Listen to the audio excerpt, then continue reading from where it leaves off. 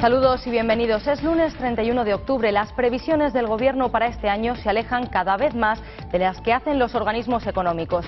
El paro iba a bajar en octubre y, sin embargo, ya rozamos los 5 millones de desempleados. Hoy el Banco de España se refiere al crecimiento de nuestra economía. El leve crecimiento que había mostrado en el segundo trimestre se esfumó en los meses de verano. Según las estimaciones del Banco de España, el empuje del sector turístico ha sido insuficiente y durante el tercer trimestre el PIB tendrá un crecimiento nulo. Los dos principales candidatos a la presidencia del Gobierno calientan motores para el inicio oficial de la campaña electoral. Será el viernes cuando todos los partidos comiencen la ya tradicional pegada de carteles. El presidente de los populares estará hoy en Galicia después de un fin de semana intenso en el que ha anunciado, entre otras cosas, que premiará a los ahorradores y restablecerá la desgravación por compra de vivienda. Además, ha recordado a las víctimas del terrorismo que no está dispuesto a negociar con ETA. El candidato del Gobierno a ocupar la Moncloa, Alfredo Pérez Rubalcaba, inició el fin de semana con un nuevo y preocupante número: 5 millones de parados. El Gobierno se apresuró a aprobar el mismo viernes un plan de empleo para jóvenes, pero los intentos del PSOE por dar la vuelta a las encuestas siguen sin dar resultados y todas le dan la mayoría absoluta al PP. Este fin de semana su mensaje de campaña ha ido dirigido a los empresarios. Todo esto a continuación. Primero vamos a repasar la actualidad deportiva con mi compañero Hugo Vaca. Buenas tardes, Natalia. Efectivamente, mucha actividad deportiva esta semana, ya que hubo jornada de Liga, nuevo líder, el Real Madrid, el Levante que cayó derrotado en Pamplona y el Fútbol Club Barcelona, que parece que ya salió de esa crisis con ese 5-0 que le marcaba al Mallorca. El equipo de José Guardiola tiene también jornada de Champions este martes, una jornada donde va a enfrentarse al Victoria Pilsen checo. Y Saidi Keita justamente hablaba al final del entrenamiento del pasado domingo. El Granada Club de Fútbol juega esta noche frente al Sevilla en el Sánchez Pizjuán. El equipo que dirige Fabri González tiene la duda en el centro del campo, pero sabe que no podrá contar ni con Romero ni con Benítez y sus sustitutos serán Moyo y Uche. Ahora nos vamos al mar, en este caso vamos a hablar del barco Hassan Abdul Dadi, que fue el ganador en la primera etapa en el Ocean Volvo Race de 2011-2012. En este caso, el equipo del barco de Ian Walker se convierte en el primer líder de esta 11ª edición de la competición. Y el Unicaja cayó derrotado en esta ocasión en la Liga Endesa, no pudo ganarle, visitaba el difícil campo del Valencia y ahí los malagueños cayeron derrotados por un resultado algo abultado después de lo que hemos podido tener en el caso de 75-63. Y seguimos con más noticias, ampliaremos todo esto en el informativo dentro de un momento, Natalia. Muy bien, Hugo, pues dentro de un ratito te vuelvo a ver y ahora vamos a destacar otras noticias del día en titulares. Arenas pide que el campo de batalla electoral no se sitúe en colegios y hospitales. El presidente de los populares andaluz ha reclamado un proyecto nacional para solucionar el problema del paro. La juez que instruye el caso de las prejubilaciones fraudulentas aprobadas por la Junta ha pedido al equipo de José Antonio Griñán que aclare si empleó el mismo método de concesión de ayudas en otras consejerías. El responsable del fallecimiento de dos jóvenes este fin de semana en Sevilla podría enfrentarse a 8 años de cárcel. Según las primeras investigaciones, superaba la tasa de alcoholemia, así como la velocidad máxima permitida.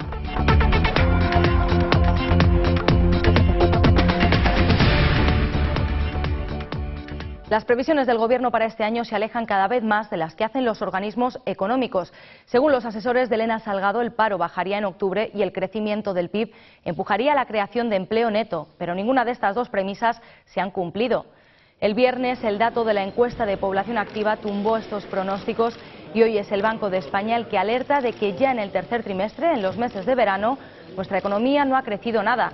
Las estimaciones realizadas a partir de la información todavía parcial e incompleta señalan que en el tercer trimestre el PIB habría registrado una tasa intertrimestral nula, situando la anual en el 0,7%.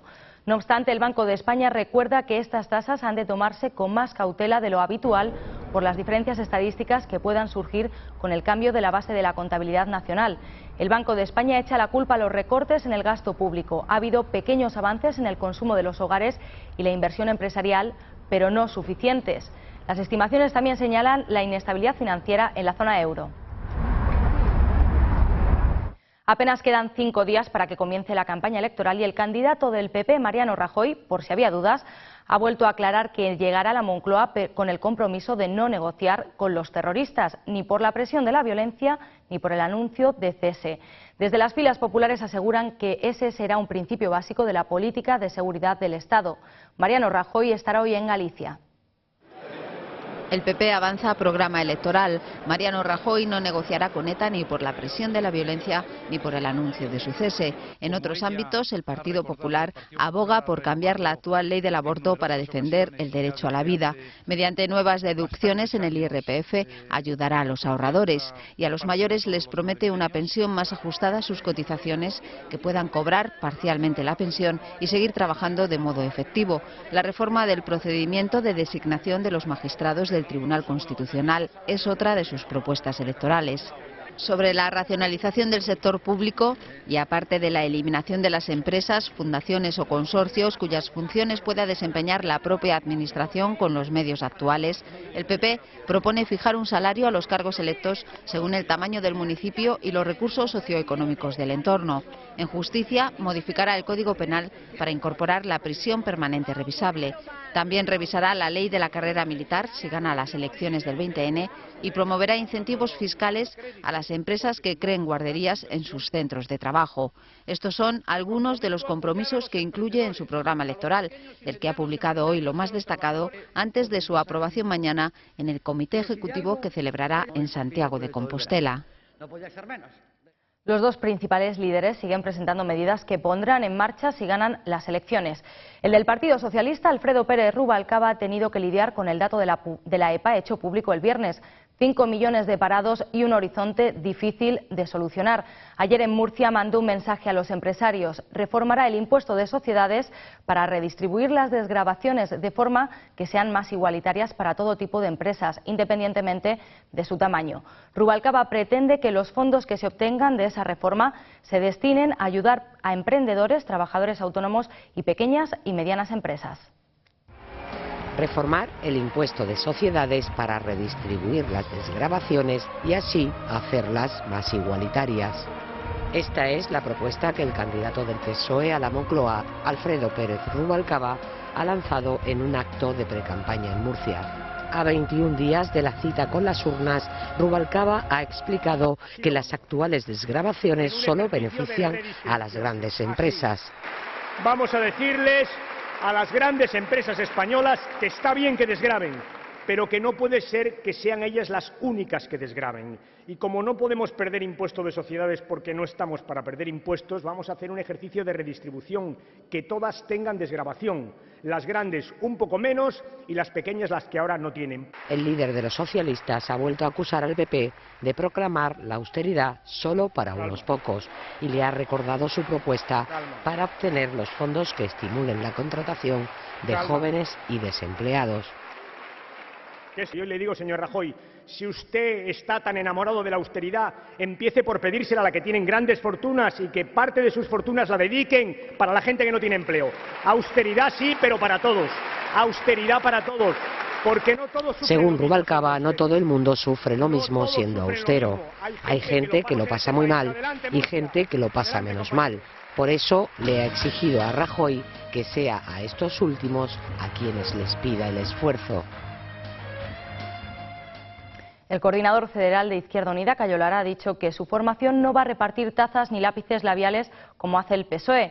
Dice que los socialistas actúan como los caciques que iban por los caseríos a comprar el voto dando jamones. En un encuentro con tuiteros celebrado ayer, Lara se ha referido también a las encuestas que este fin de semana vuelven a dar la victoria al PP en 42 provincias. El coordinador federal de Izquierda Unida ha arremetido hoy contra el PSOE por ofrecer regalos a quienes apoyen al candidato socialista. En tono irónico, Cayo Lara ha reprobado estas prácticas y ha señalado que la formación política que lidera no va a repartir ni tazas ni lápices labiales, como hacen los socialistas, a quienes ha comparado con caciques de otras épocas. Cuando nos presentábamos a las primeras elecciones y hacíamos campañas en las primeras elecciones de 1977, pues por los caseríos, en las zonas rurales, los caciques, que entonces existían en los pueblos, ahora ya los caciques son más modernos, y cogían un coche, un jamón y una roba de vino y se iban por los caseríos a comprar el voto para la cosa de los procuradores, le compraban el voto a los campesinos directamente, ¿no? Y ahora, claro, la tecnología ha avanzado, ha evolucionado y las cosas ahora pues ya se hacen de una manera distinta, con eso de las tazas, de quien apoya en Internet. En un encuentro con tuiteros, Cayo Lara también se ha mostrado crítico con las diferentes encuestas publicadas hoy y que dan la victoria al PP, con 191 diputados. De cualquier forma, si hubiera 191 diputados, porque así lo decidiera el pueblo español en el Partido Popular, me parece que sería una situación de un mérito injusto, no ganado por este Partido Popular, y además me parece que tampoco sería bueno para el futuro de nuestro país. Lara ha realizado su intervención mientras mantenía un Twitter en directo con diferentes internautas. Precisamente las encuestas de este fin de semana ya recogen el efecto sobre la intención de voto del anuncio de cese de la violencia por parte de ETA. Pues bien, el efecto es nulo. Tal y como ya reflejaba la encuesta del CIS, el terrorismo dejó de ser una de las principales preocupaciones de los españoles y eso se refleja también en la intención de voto. Lo que importa son los 5 millones de parados y la crisis económica, datos que castigan al PSOE y sitúan al PP en una mayoría absoluta arrolladora. Día de encuestas en la prensa. La que publica El Mundo, elaborada en colaboración con Sigma 2, da una victoria arrolladora del Partido Popular el 20N en 42 provincias. El PSOE solo ganaría en 5, mientras que Amaiur, CiU y PNV triunfarían cada uno en una. Según El Mundo, el sondeo pone de manifiesto que el efecto del comunicado de ETA se diluye y el PSOE vuelve a caer hasta los 119 diputados frente a los populares, que mantienen 16,4 puntos de ventaja y que conseguirían 191 escaños. Por comunidades autónomas, los populares gobernarían en 15, más las ciudades autónomas de Ceuta y Melilla. Los socialistas solo se mantendrían como la fuerza más votada en Cataluña y en el País Vasco empatarían con el PNV en porcentaje de votos. En cuanto al diario El País, el barómetro de Metroscopia mantiene en 15 puntos la ventaja del PP sobre el PSOE. Según este periódico, el fin de ETA mejora la imagen del candidato socialista a la presidencia del gobierno, Alfredo Pérez Rubalcaba, pero no le da votos. Además, el sondeo está hecho antes de conocerse los últimos datos del paro. Su rival, Mariano Rajoy, tiene una ventaja notable y consigue mejor nota, un 4,7 frente al 4,5 de Rubalcaba, aunque ambos son superados por la candidata de UPyD, Rosa Díez, con un 5.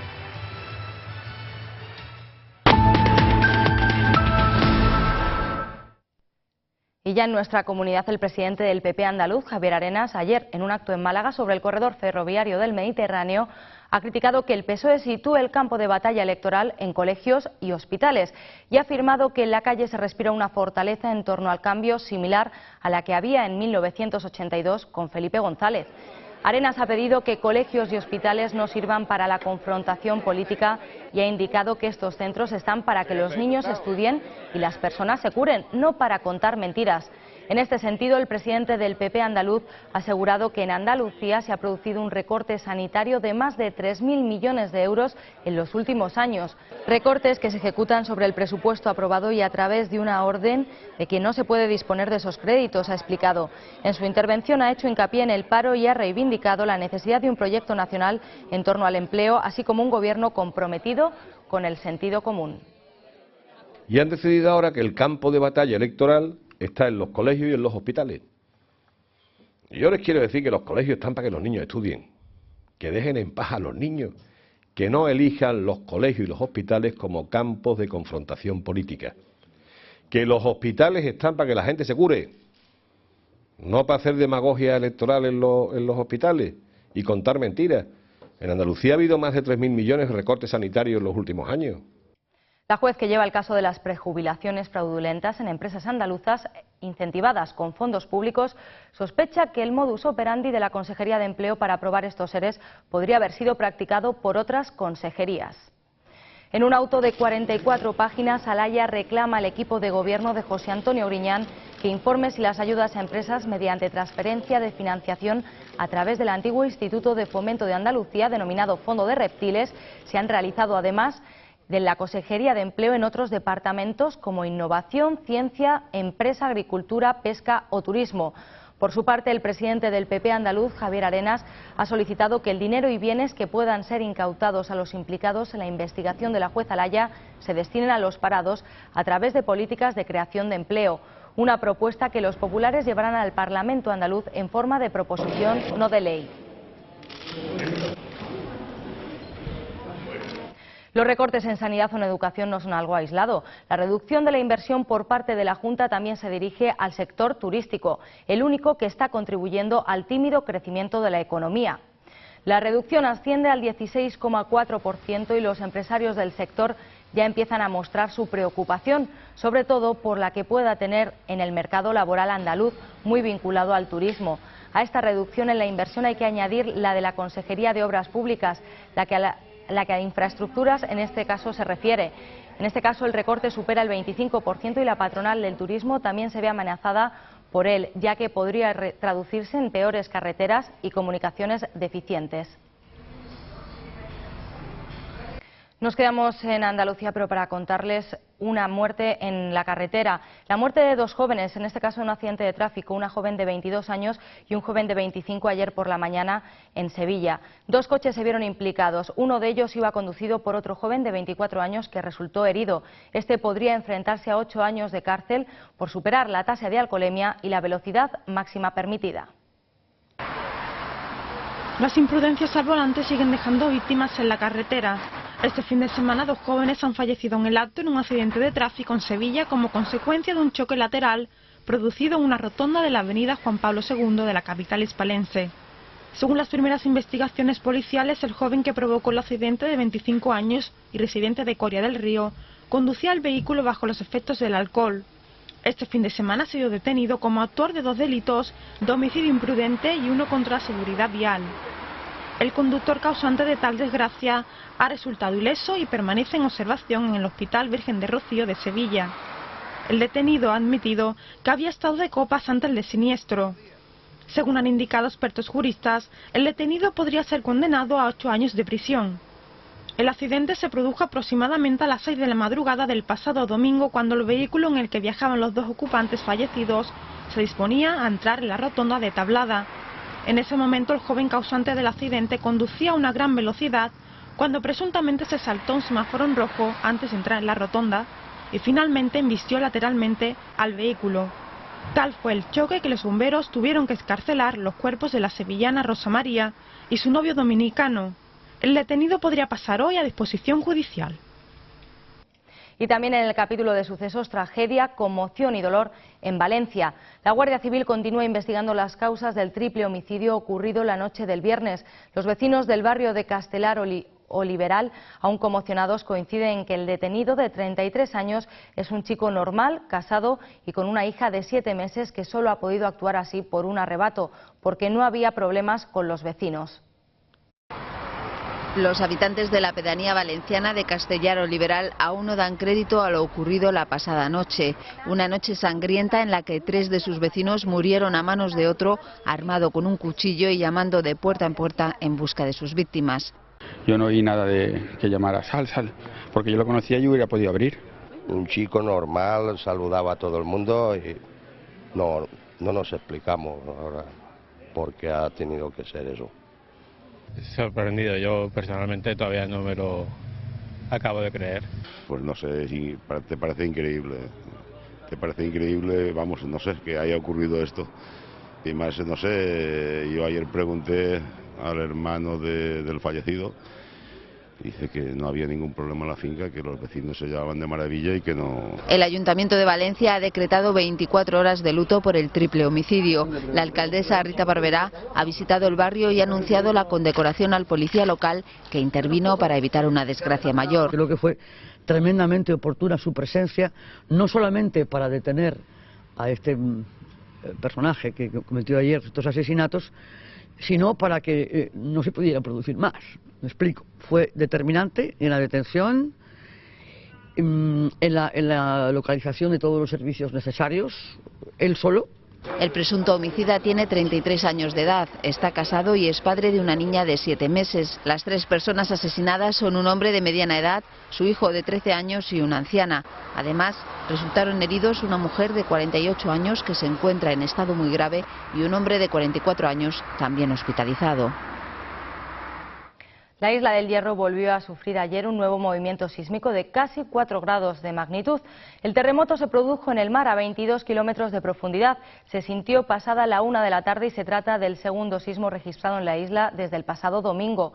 El primero tuvo lugar a las 7:46 horas, también al noroeste de la frontera y a 22 kilómetros de profundidad. Ambos movimientos son los de mayor tamaño registrados en la isla después del comienzo de la erupción al sur de la Restinga.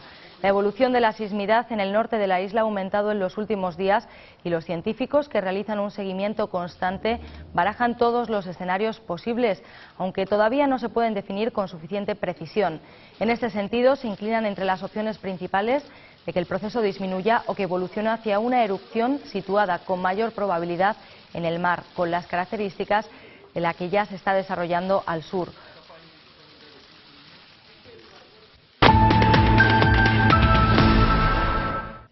El rey don Juan Carlos fue el encargado de clausurar la 21ª edición de la Cumbre Iberoamericana celebrada en Asunción. Al año que viene será Cádiz la que acoja esta cumbre.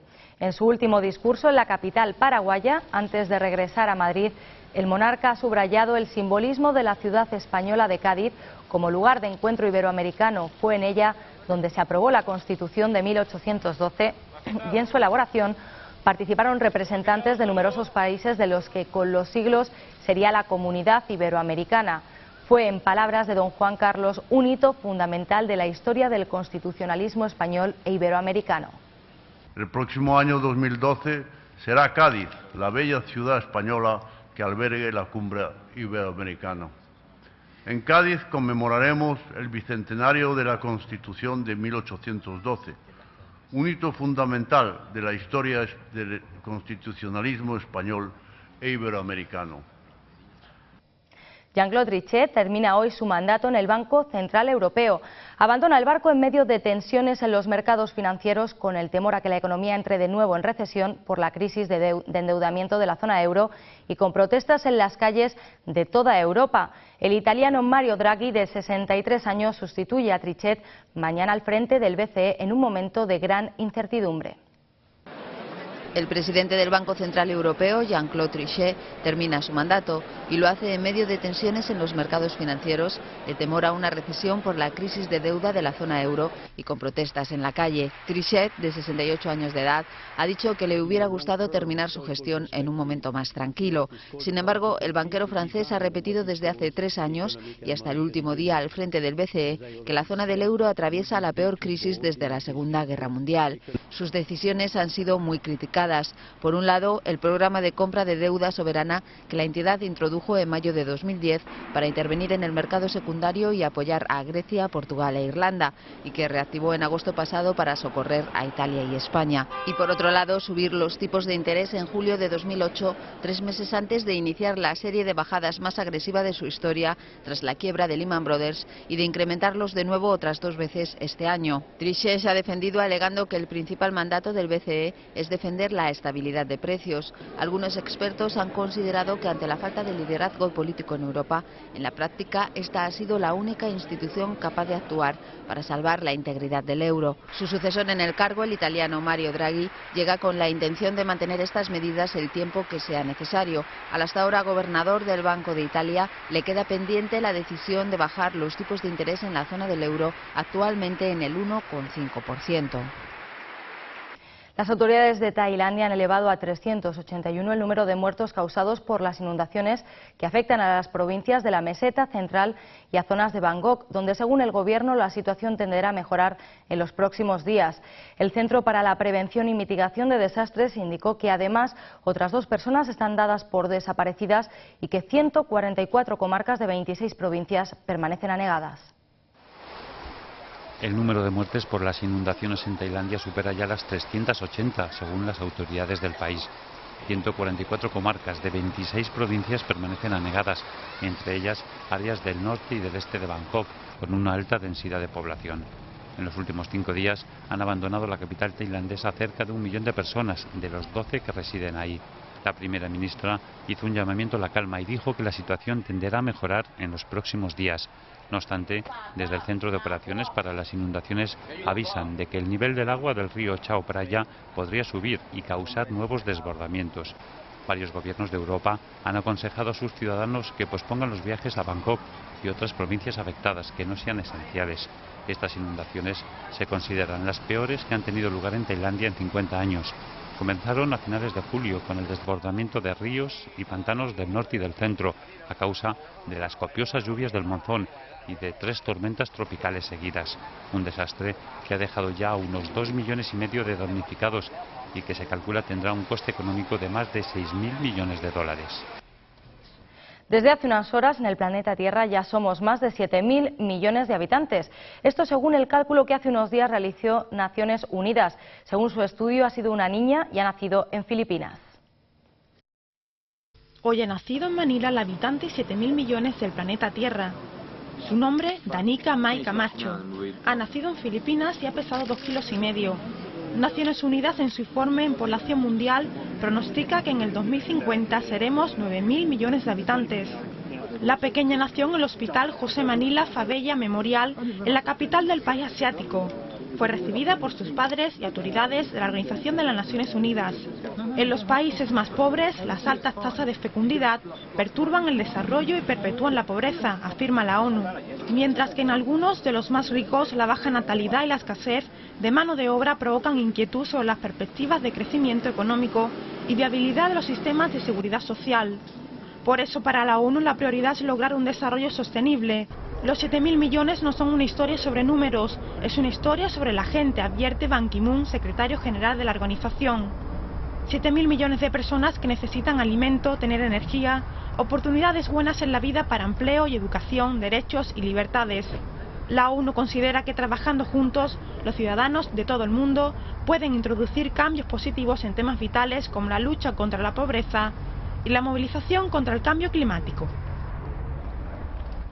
Vamos a conocer la previsión del tiempo para las próximas horas.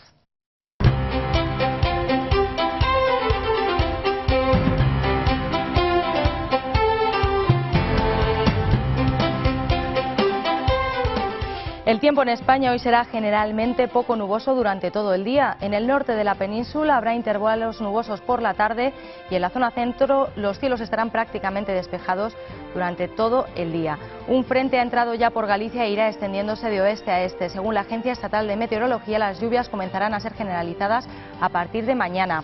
Y en Andalucía más de lo mismo, habrá cielos despejados en toda la región, con temperaturas que variarán entre los 9 grados de Ronda en Málaga y los 20 grados en Cádiz.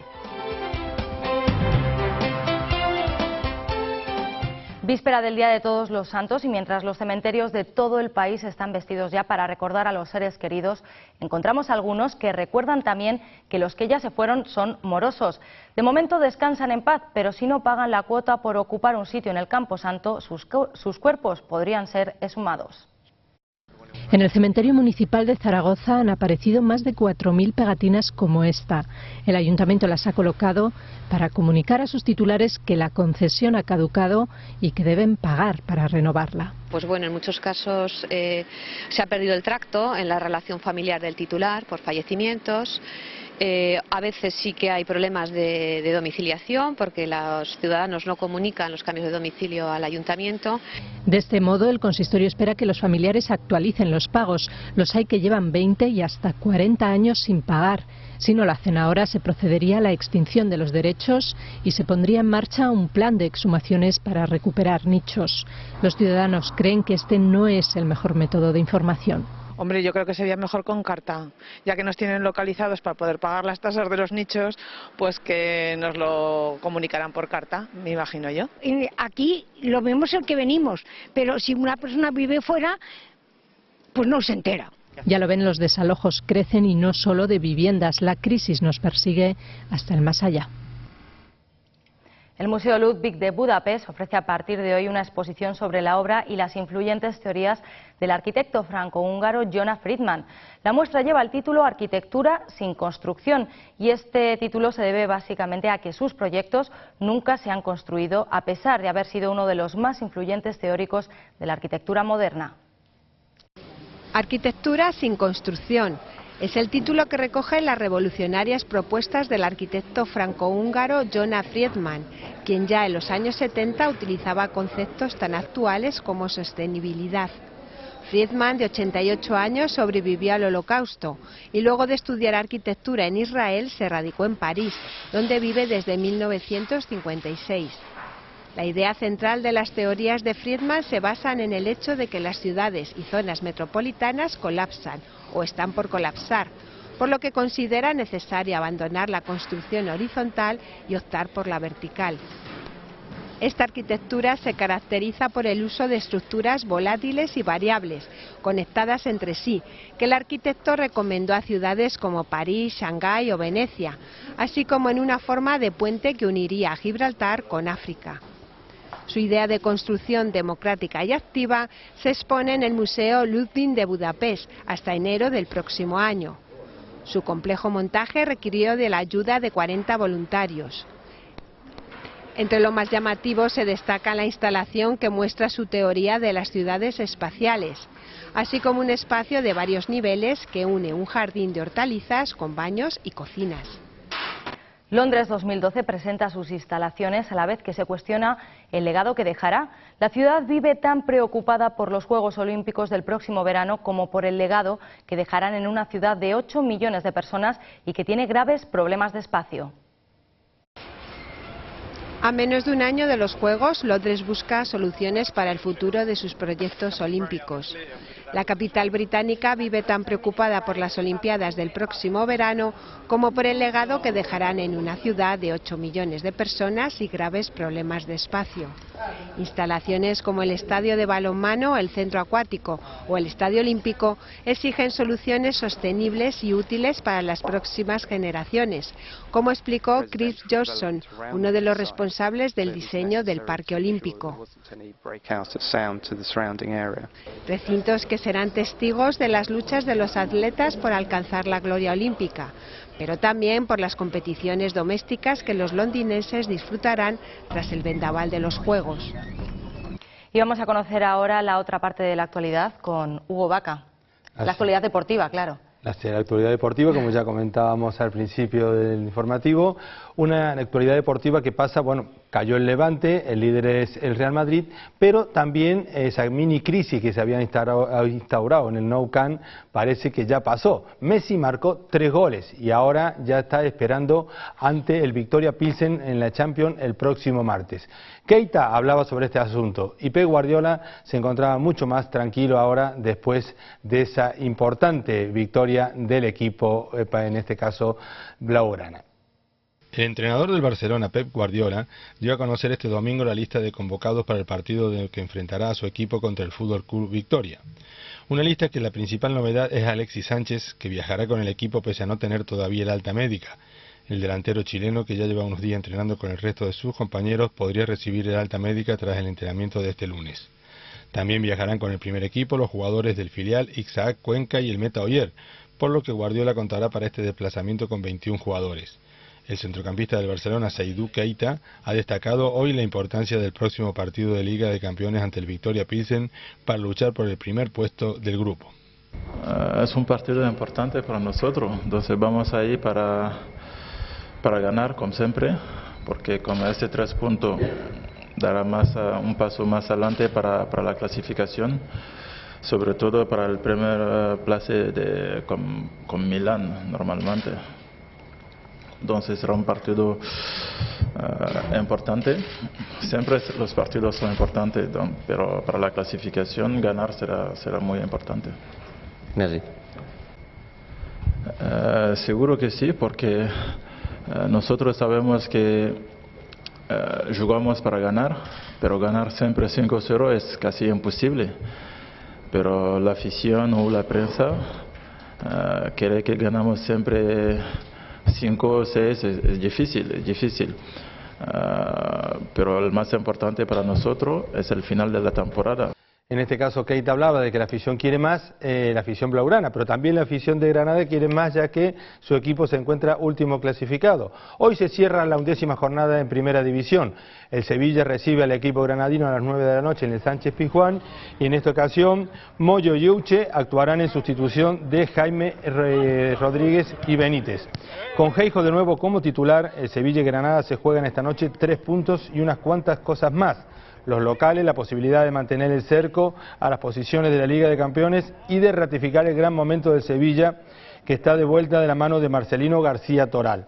Los dos ricos, Fran y Miquel, se encargarán de la franja central del equipo, con Abel Gómez como media punta. En las bandas, Uche regresará a la banda derecha, que ya ha ocupado en varios encuentros, mientras que Moyo sustituirá a Dani Benítez. Arriba, Ale Geijo será de nuevo el delantero titular después de ver desde el banquillo el inicio del choque ante el Fútbol Club Barcelona. Y vamos a escuchar también a los voces de las protagonistas. Fran Rico, Maiz, el central, y Abel Gómez hablaban también de ese importante partido que tienen esta noche en Sevilla. Sabemos que el Sevilla es uno de los grandes de la Liga, va a ser un partido muy complicado. Yo creo que contra los equipos grandes estamos respondiendo muy bien, pero nos está faltando eso, ¿no? Esa suerte de cara al gol y de ganar los partidos, y yo creo que es un buen momento para seguir haciendo nuestro fútbol, para seguir mejorando y sobre todo para meter esos goles, ¿no?, que tanto nos hacen falta. Sevilla en casa está muy fuerte, todavía no ha perdido ningún partido en la Liga, es un equipo de los más fuertes de la Liga, todos lo sabemos. Bueno, el otro día el Racing casi le gana en casa y es un equipo de abajo como nosotros y bueno, y si ellos casi lo consiguen, pues nosotros ¿por qué no lo vamos a conseguir? Nosotros vamos con la mentalidad de ir a ganar. Y bueno, pues ya te digo, porque es que ahora mismo estamos mucho más necesitados de puntos que ellos, así que tenemos que demostrar desde el primer minuto que el que busca los puntos y el que más los necesita somos nosotros. Son un bonito recuerdo porque estuve 8 años allí en la cantera y un partido muy especial en ese sentido. Pero bueno, nosotros sabemos que vamos a tener enfrente un rival muy importante, que está haciendo las cosas bastante bien, pero bueno, tenemos que ir allí a ganar, que es lo que nosotros queremos, y bueno, ojalá que así sea al final. Eso es lo que quieren, ganar, ganar o ganar. No queda otra para en este caso un Granada Club de Fútbol que necesita esos 3 puntos imperiosamente, aunque el Sevilla también quiere seguir manteniendo esos puestos europeos. Nos vamos a Málaga. El Málaga consiguió una victoria balsámica. En este caso, el equipo dirigido por Manuel Pellegrini conseguía una victoria muy importante ante el Español, lo que le permite volver a esa 6ª plaza, que le permite también estar en competiciones europeas. El partido fue bastante trabado y solamente se definió por un penalti que fue muy, en este caso, discutido por los jugadores del Español. En este caso, el propio Pochettino comentaba que no había visto absolutamente nada en el área de su equipo. El Málaga, que vuelve a la senda del triunfo, y esto hace que Manuel Pellegrini tenga una semana algo más apacible. Y nos vamos al agua, en este caso, el barco Hassan Abu Dhabi ganaba esta 11ª edición de la Volvo Race, una competición donde hay, diríamos, se junta la Fórmula 1 de los barcos en este caso. Puntualmente a las 14 horas se daba una primera señal de salida de la Volvo Ocean Race. El Hassan de Abu Dhabi Ocean Racing no tardaba en destacarse junto a Puma por el extremo izquierdo de la flota, mientras que Telefónica se llevaba a la mayor parte por la mitad de la línea. Los primeros compases vieron el duelo al frente entre Abu Dhabi Ocean Racing, Camper con Emirates Ten New Zealand y Puma Ocean Racing de Ver. Telefónica sufría para recuperarse de una mala salida y completaba los 2 primeros tramos en la última posición y a más de 3 minutos del líder. En el tercero de los 4 tramos del recorrido, el barco Dicker Martínez acertaba en la selección de velas y en el rumbo, recuperando terreno sobre sus rivales. La victoria se decidió pronto a favor de Abu Dhabi, que se escapaba definitivamente en el último tramo hasta encajarle más de 14 minutos al segundo clasificado, el Puma de King Real. En la lucha por la tercera plaza, Camper y Telefónica llegaron a la línea de meta proa con proa, con suficiente ventaja para el barco de Chris Nicholson, que se anotaba así los 4 puntos correspondientes al tercer cajón del podio. El barco de Iker Martínez sufrió un incidente con Ten Sanya en la misma línea de llegada, teniendo que penalizarse para caer directamente en la última posición.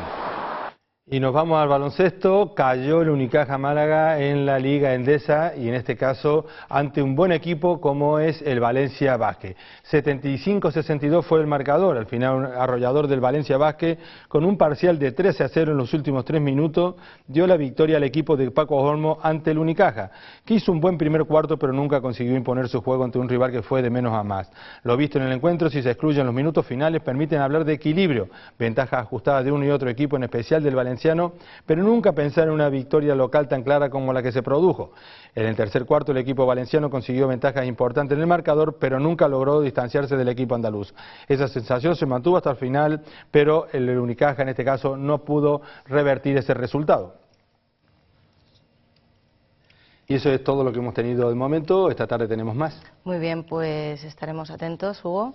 Y ahora nos despedimos con algo de música. Muy bueno.